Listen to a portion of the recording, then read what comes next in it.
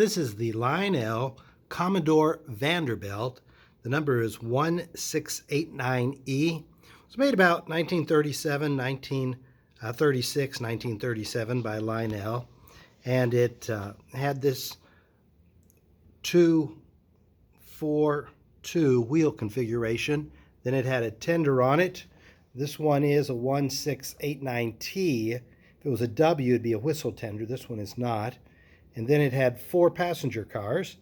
And these passenger cars were made about 1933 into the mid to late 1930s. And I believe they have been, where the locomotive has been restored, I believe the tops maybe the bottoms of the passenger cars had. I could be wrong, but it has an observation car in the back. You have 3 of these 1690 coach cars and then the observation car. That's what it looks like there. Okay, let's let you see it run. This is the first time I have owned this pretty pre-war Commodore Vanderbilt. Let's see it run. Kind of started off slow is what you do. Let's start it off. There we go. And then it picks up speed and gets going.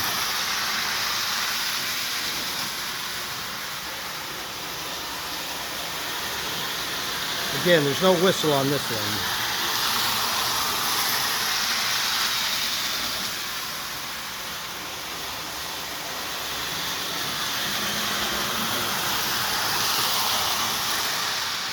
But they did have a reverse. You can almost hear it, that E unit click into place. Okay, and that's the Commodore Vanderbilt 1689E by Lionel with the passenger set.